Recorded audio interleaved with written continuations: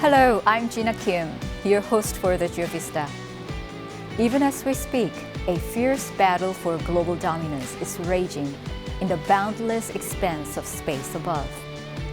From building lunar bases to exploring Mars and mining asteroids, space development, once confined to the realm of human imagination, has now become a battleground for nations and corporations where survival is at stake. Today on the GeoVista, we'll dive deep into the captivating stories of this new frontier. Let's venture into space together with me.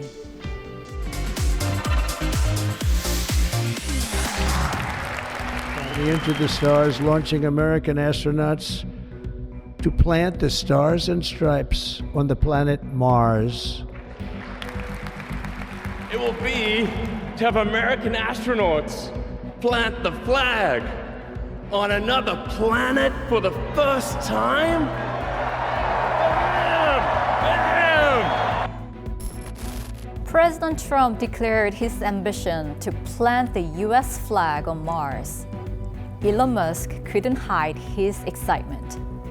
This is one of the most memorable moments from Trump's inauguration. And this statement was seen as a signal that Trump's second term will bring an accelerated push for space exploration with Mars as a prime target. In fact, after a decline in US space development budgets following the Apollo program in the 1960s, these budgets have been steadily climbing since the late 2000s. Currently, the US accounts for 60% of the world's space budget.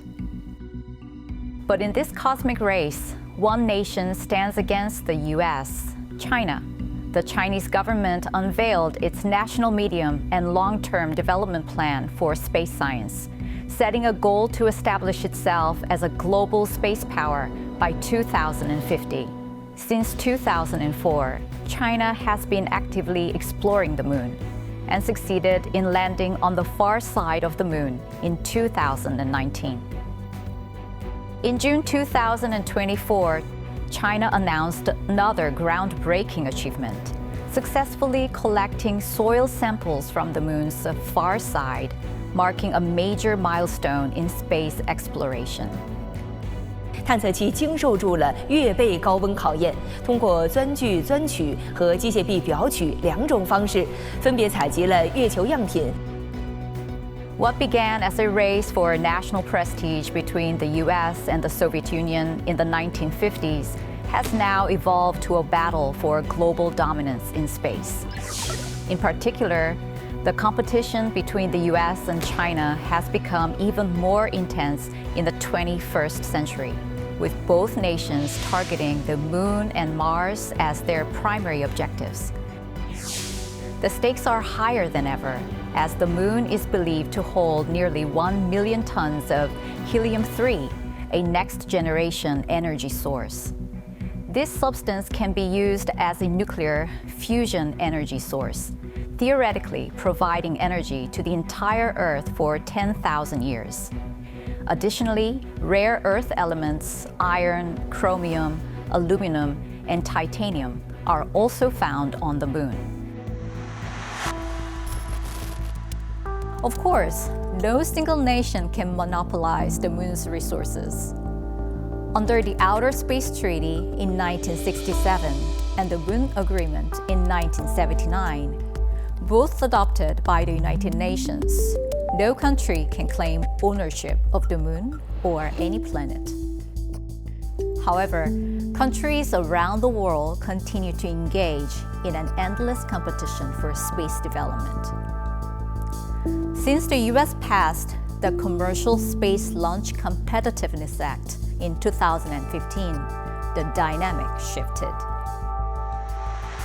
This law allows private companies or individuals to own the resources they mine, even though they cannot claim ownership of the Moon itself.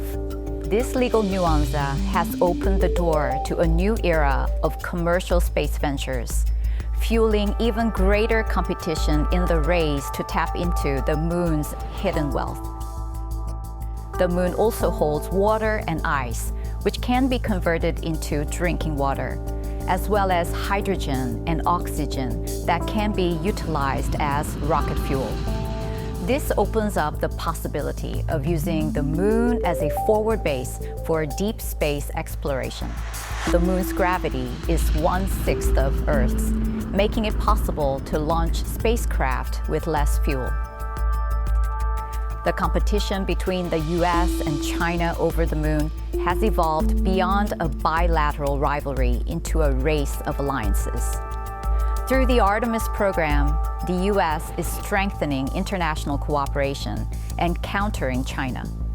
Countries like South Korea, Japan, and Europe are participating in the project with the goal of sending humans to the moon's south pole for exploration. Different countries and different private companies might want to do their own things on the surface of the moon. And so the Artemis Accords outline how we can all go and explore the moon safely. The project also includes the construction of the Gateway space station, granting exclusive access to participating countries, while effectively excluding China.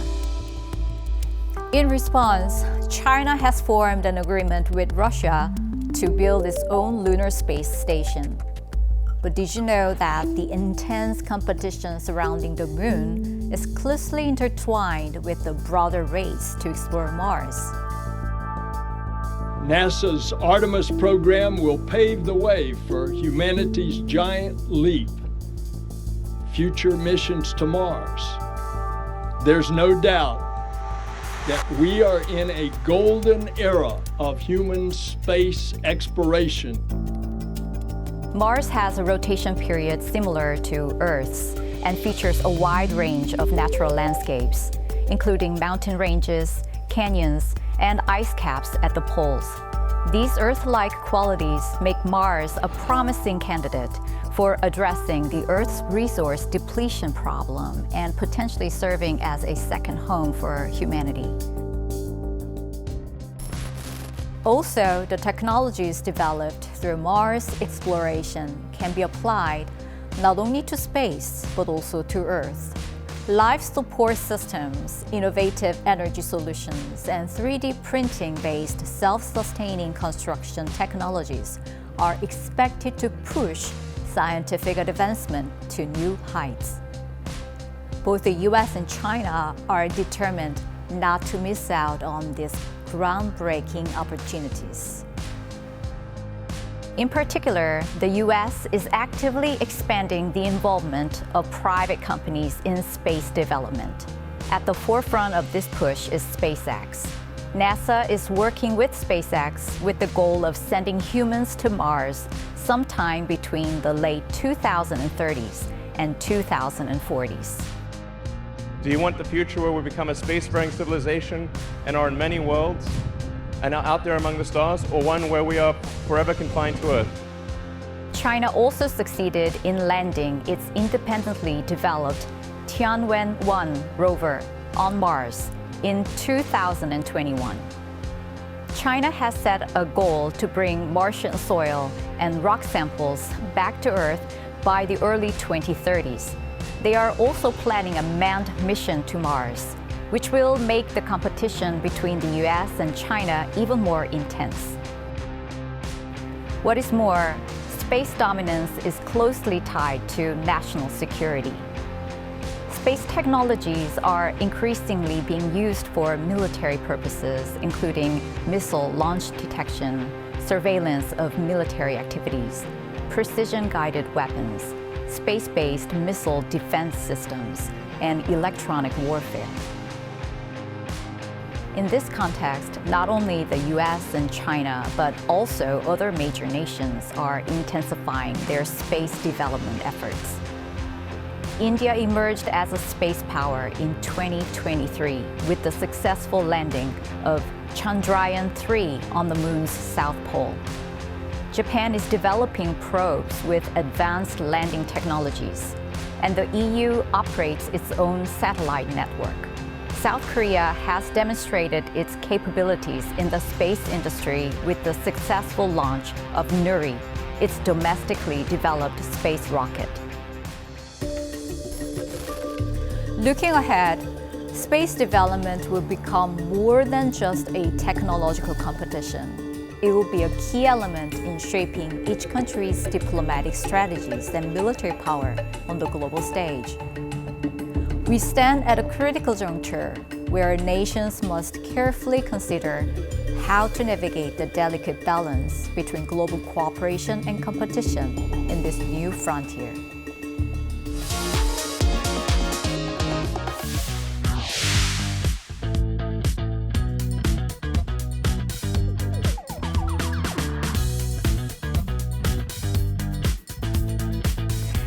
We've examined how major powers are engaged in an intense battle for dominance in space. Now let's shift our focus to the efforts being made to close the technological gap with advanced nations.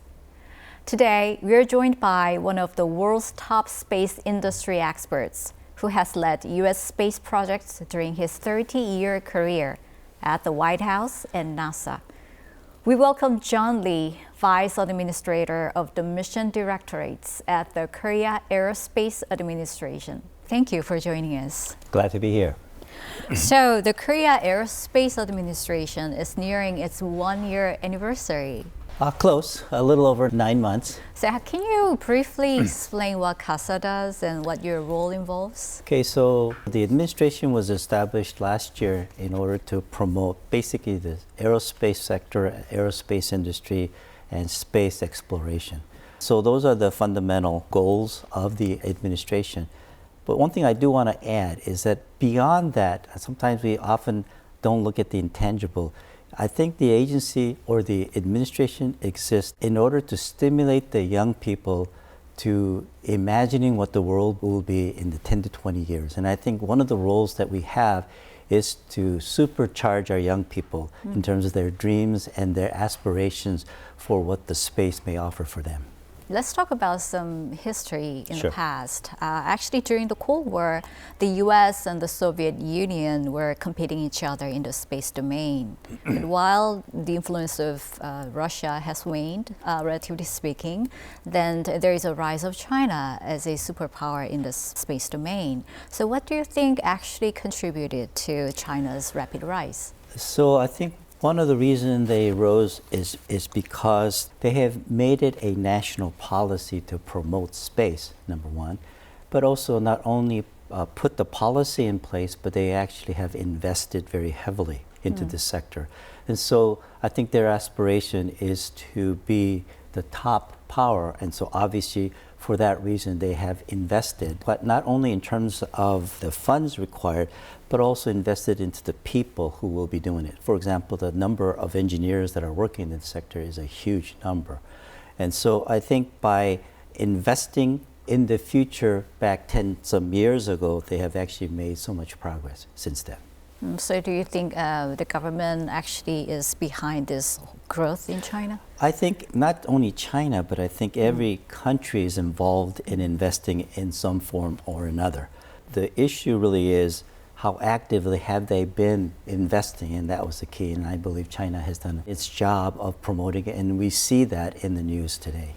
But considering the cost and challenges involved in space development, not many countries are actually actively participating in space development, in my opinion. In your judgment, how would you assess South Korea's level of space development?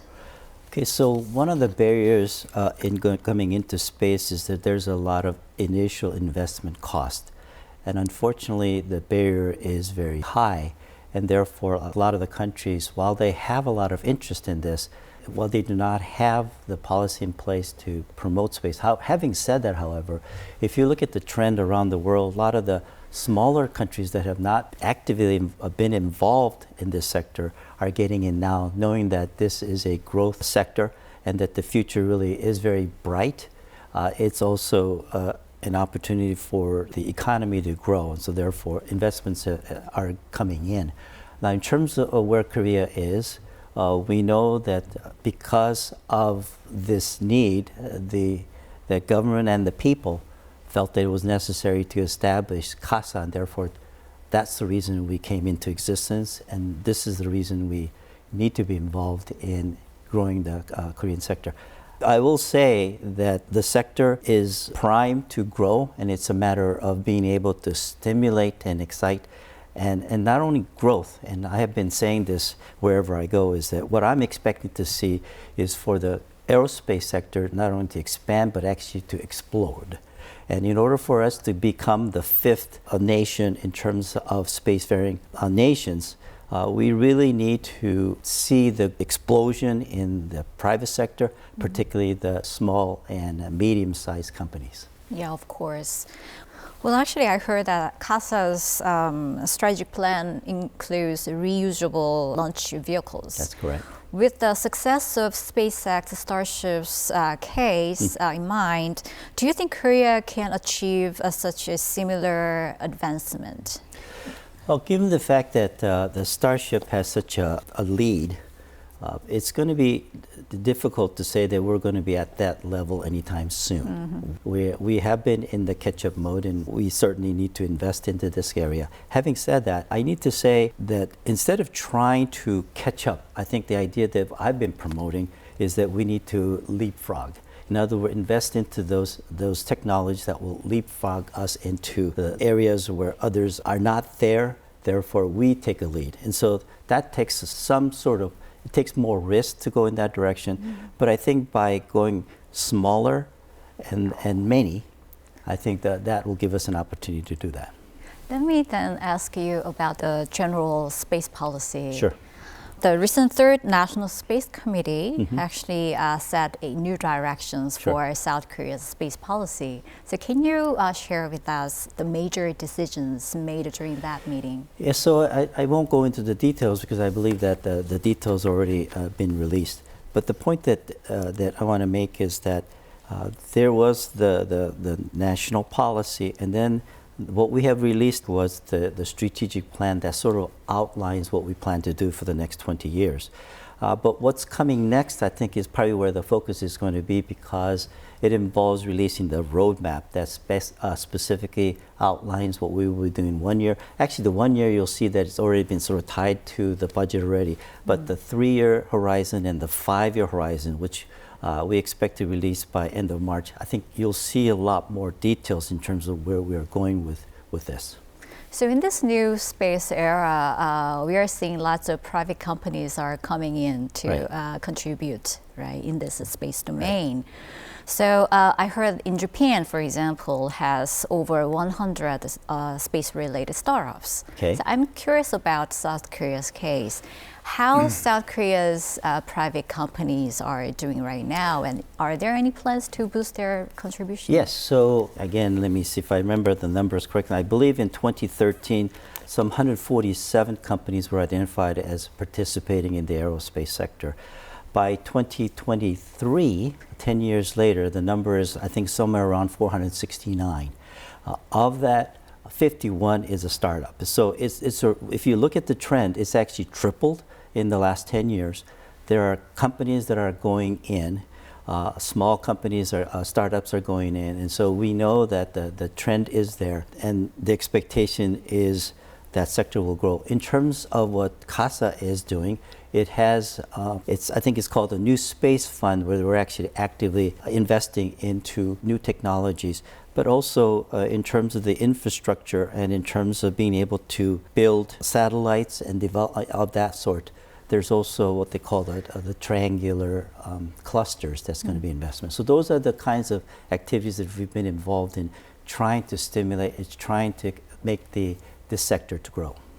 So you've been so far at the forefront of South Korea's space development. Yes. So what do you think are the key steps that need to be taken for South Korea? Will there be any major collaboration between government and private sector? I think there are two components. One is we need to grow domestically, but we also need to expand our horizon so that we understand that we are part of the global economy, and therefore we need to build relationship with other spacefaring nations. And so that's what I've been doing is actually in the last 9 months is looking at visiting all the companies to sort of get the small and medium. Actually, I've been visiting a lot of companies to get the lay of the land to see where we are. but also been contacting our foreign partners to forge relationships so that we have a mutual collaborative environment in which that we can help each other, but also to make the economy grow together. And so the emphasis is not just domestic, but it's also global. And hopefully when we set our plans for the next few years, that the global relationship will expand and will grow. So do you have any final remark regarding the South Korea's space development? One of the reasons I came to Korea was because I saw a lot of potential. We're sitting on a lot of potential. Korea has a lot of smart people who are very ambitious. So the question is, what do we need to do to lead them to the next step? Mm-hmm. And I believe that the role of KASA is to take them to the next level. Just as in fact, this morning I was looking at who was the first person to go to the top of Mount Everest. Of course, everyone knows it is Edmund Hillary. The reason he got there is he had a Sherpa who helped him. I think his name is Tenzing Norgay, I believe his name. A lot of people don't know his name, but certainly they know Sir Edmund Hillary. Mm. But I think the role is for us to be in that position where we are helping everyone else to reach the summit, to reach the top. And hopefully KASA will do its job right. And if we do it right, we will get there in the next 10 to 20 years. Yeah, I hope so. Okay. As South Korea is trying to become a major player in space development, I hope to see more progress and achievement in the coming years. Yes, great. Yes. Thank you for sharing your time with us. Thank you. Appreciate it.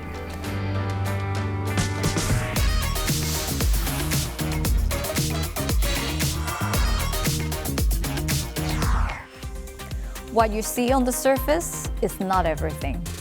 The people captured in this photo, the backgrounds in each image, all tell a different story. Let's explore the stories behind these photos together with me.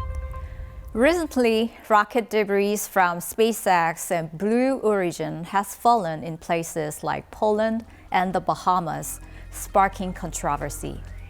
On February 19th, SpaceX Falcon 9 rocket debris landed near a building in Poland. While experts say most debris poses no significant threats, they acknowledge potential risks. This incident highlights new international, legal, and safety challenges arising from the rapid pace of space development. Currently, there are not enough international regulations clearly defining the responsibilities of private space companies. Global consensus is needed to strengthen safety obligations and accountability for private space launches. On February 26th, NASA and Intuitive Machines launched the unmanned lander Athena aboard a SpaceX Falcon 9 rocket to search for ice in craters at the lunar South Pole. After an approximately 8-day journey, Athena is set to land in the Mons Mouton region near the lunar South Pole, where it will analyze subsurface soil and explore crater interiors. Since there is a high probability of water ice existing in this region, the mission is drawing significant attention for its potential implications for space resource utilization. Pop star Katy Perry will join 5 other civilian female crew members on an upcoming Blue Origin spaceflight scheduled for this spring. The mission, operated by Jeff Bezos' Blue Origin, marks the 11th crewed flight of New Shepard and the first all-female spaceflight since 1963. With a high-profile celebrity on board, the mission is expected to attract widespread public and media attention, helping to highlight female astronauts in the traditionally male-dominated space industry. This could serve as an inspiration for more women to pursue careers in space exploration.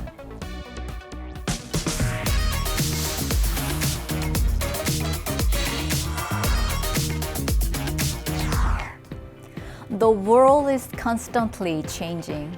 In this ever-evolving landscape, which direction should we choose? At the GeoVista, we'll continue to observe the world with a meaningful perspective. This has been Jina Kim. Thank you for joining us.